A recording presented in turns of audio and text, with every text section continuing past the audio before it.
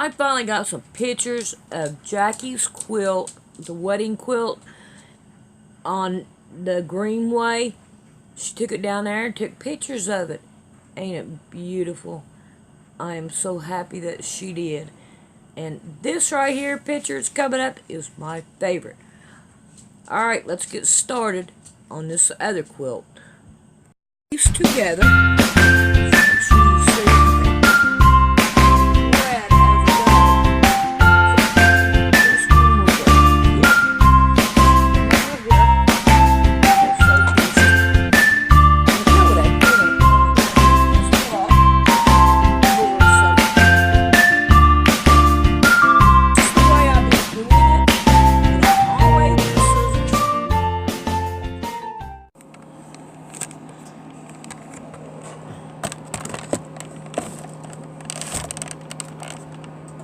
Alright, I'm down to here. I've got all them done down through there. And I'm going to finish working on this. And I'm also going to go ahead and turn it while you all listen to the rest of the thing I wanted you to hear. And then the next video, I'm going to put up another one where they take it and they talk about you know, the Bible and stuff like that. But I figured this was hopefully useful to you. And y'all can see how that the founding fathers really ain't for us. And how they used the Constitution against us. You see, people are going to jail that should not be in jail. And all. And you're not supposed to be fined over $20 if you all heard that and was paid attention to it. I hope you did. And see how the amendments in the Constitution just don't do no good. Alright, I'm going to hush and I'm going to do some sewing. Section 3.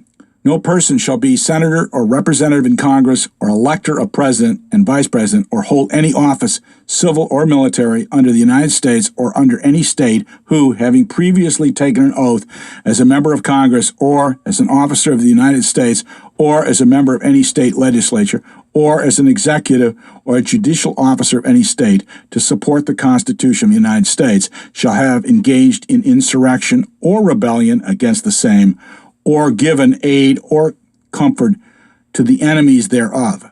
But Congress may, by a vote of 2/3 of each House, remove such disability. Section 4. The validity of the public debt of the United States authorized by law, including debt incurred for payment of pensions and bounties for services in suppressing insurrection or rebellion, shall not be questioned. But neither the United States nor any state shall assume or pay any debt or obligation incurred in aid of insurrection or rebellion against the United States, or any claim for the loss or emancipation of any slave, but all such debts, obligations, and claims shall be held illegal and void. Section 5. The Congress shall have power to enforce by appropriate legislation the provisions of this article. Amendment 15 specifically confirms black men's right to vote. Dates and facts. Proposed on February 26, 1869, and ratified on February 3, 1870, 342 days later. Section 1. The right of citizens of the United States to vote shall not be denied or abridged by the United States or by any state on account of race, color, or previous condition of servitude. Section 2. The Congress shall have power to enforce this article by appropriate legislation. Amendment 16. Authorized federal income tax. Dates and facts. Proposed July 12, 1909, and ratified on February 3, 1913, 1,302 days later. The Congress shall have power to lay and collect taxes on incomes from whatever sources derived without apportionment among the several states and without regard to any census or enumeration. Amendment 17. Direct election of senators by voters, not legislatures. Dates and facts. Proposed May 13, 1912, and ratified on April 8, 1913, 330 days later. The Senate of the United States shall be composed of 2 senators from each state, elected by the people thereof for 6 years, and each senator shall have 1 vote. The electors in each state shall have the qualifications requisite for electors of the most numerous branch of the state legislatures. When vacancies happen in the representation of any state in the Senate, the executive authority of such state shall issue writs of election to fill such vacancies, provided that the legislature of any state may empower the executive thereof to make temporary appointments until the people fill the vacancies by election as the legislature may direct. This amendment shall not be so construed as to affect the election or term of any senator chosen before it becomes valid as part of the Constitution.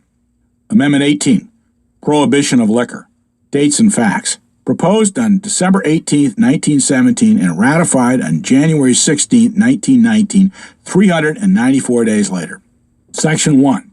After 1 year from the ratification of this article, the manufacture, sale, or transportation of intoxicating liquors within, the importation thereof into, or the exportation thereof from the United States, and all territories subject to the jurisdiction thereof for beverage purposes is hereby prohibited. Section 2. The Congress and the several states shall have concurrent power to enforce this article by appropriate legislation. Section 3.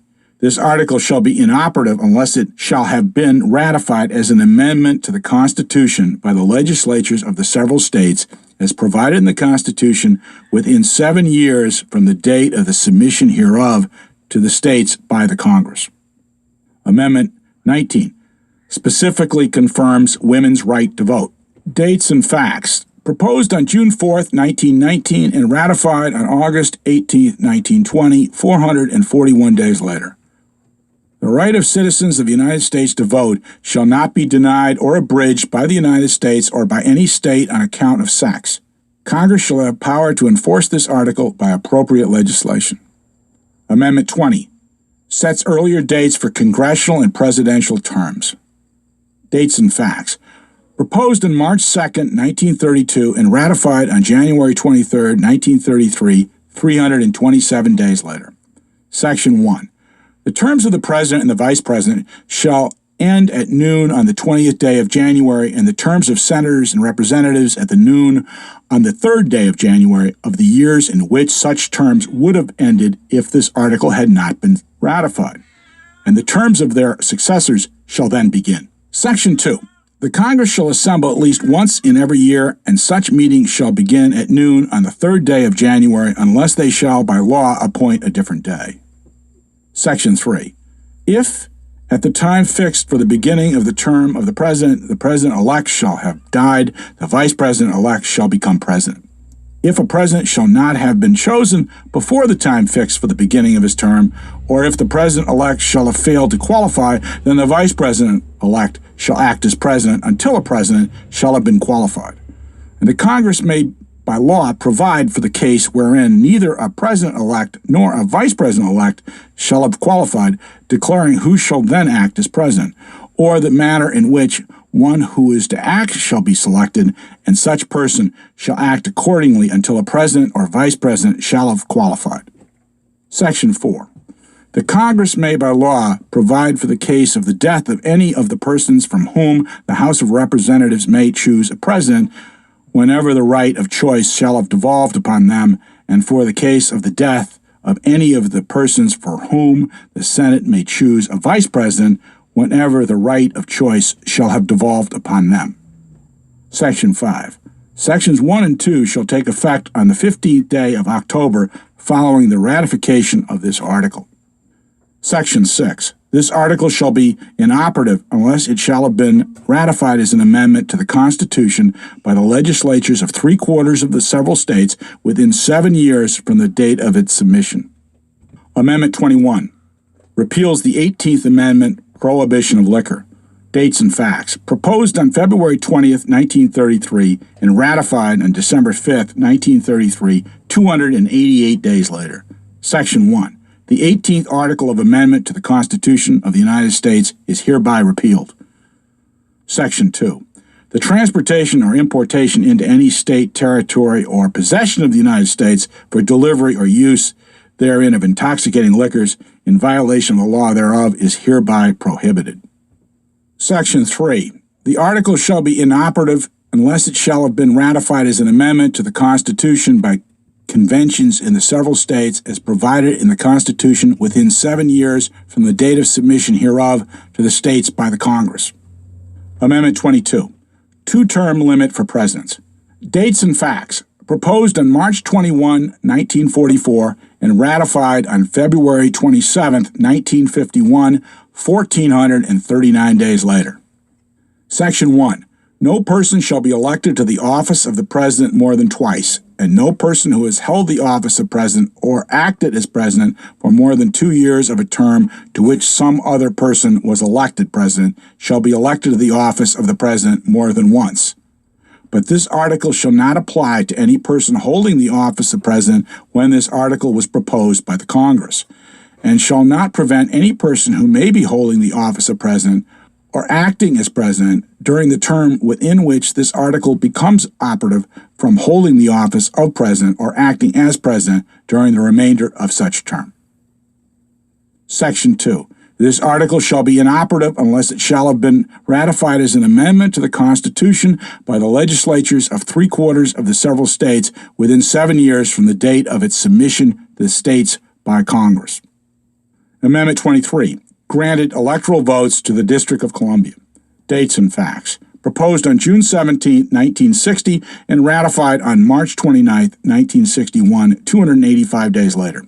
Section 1. The district constituting the seat of government of the United States shall appoint in such manner as the Congress may direct a number of electors of president and vice president equal to the whole number of senators and representatives in Congress to which the district would be entitled if it were a state, but in no event more than the least populous state, that shall be in addition to those appointed by the states, but they shall be considered for the purpose of the election of president and vice president to be electors appointed by a state, and they shall meet in the district and perform such duties as provided by the 12th article of amendment.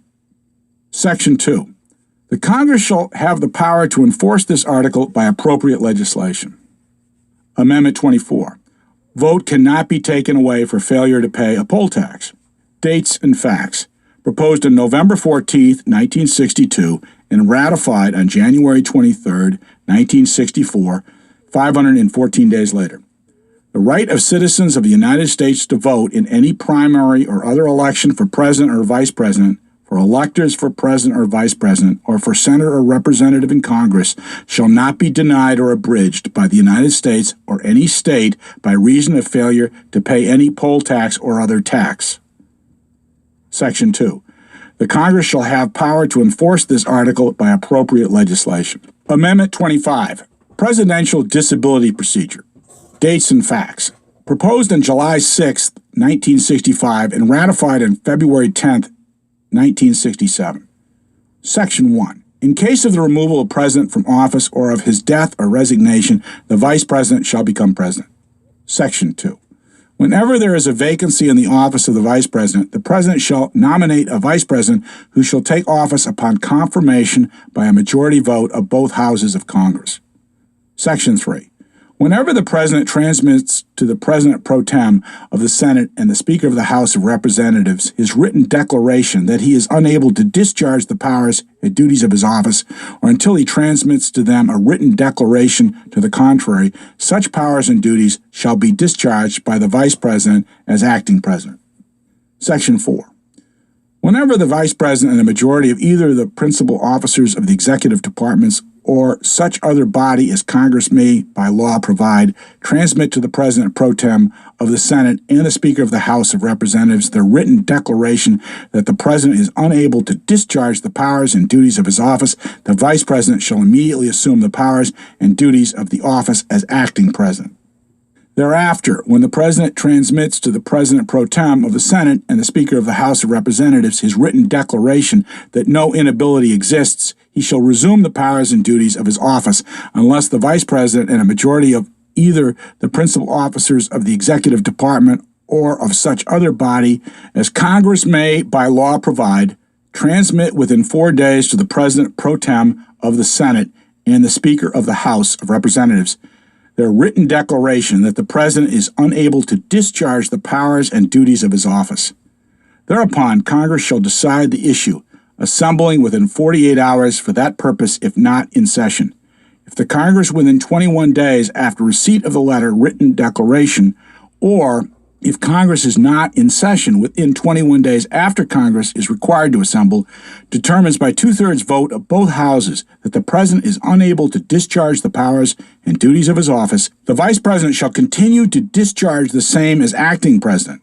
Otherwise, the President shall resume the powers and duties of his office. Amendment 26, right to vote at 18. Dates and facts. Proposed on March 23, 1971, and ratified on July 1, 1971, 100 days later. Section 1. The right of citizens of the United States who are 18 years of age and older to vote shall not be denied or abridged by the United States or by any state on account of age. Section 2. The Congress shall have power to enforce this article by appropriate legislation. Amendment 27. Restraints on congressional pay raises. Dates and facts. Proposed on September 25, 1781, and ratified on May 7, 1992, 74,003 days later. No law varying the compensation for the services of the senators and representatives shall take effect until an election of representatives shall have intervened. Track 11. Simply discussion. Few subjects lend themselves so easily to interesting discussion and thought. A few subjects for discussion and essays. 1. Why did the Anti-Federalists trust the Federalists to live up to their word and adopt a bill? 2. Why did Hamilton submit to the Anti-Federalist logic? 3. Why were Jefferson and Madison so close? 4. Why were John Adams and John Hancock Anti-Federalists? 5. Why did Massachusetts broker the compromise that led to the Constitution being ratified? 6. Why did the delegates to the Philadelphia Convention both want a bill but not require it when approving the Constitution? 7. Why is the bill so rare in other countries? 8. Why did Congress so quickly affirm that the bill should go to the states for approval? 9. How close are the bill and the Declaration? Track 12. Summary. One can only speak with awe about the bill, its origin, the trust the delegates showed in postponing it so the Constitution could be approved first, and the fact it was approved in the end as hoped for. I hope that you enjoyed this about the amendments and talking about the, Constitution and whatever. And I hope you guys understand that it wasn't made for the Bible-believing people, and that it was made mostly to enslave you, from what me looking at it. I have 2 more, and I don't know really how long they are, but if I could put them onto one, I will. But if not, then I will split them up into 2. So I hope you really enjoyed them. Okay, thank you.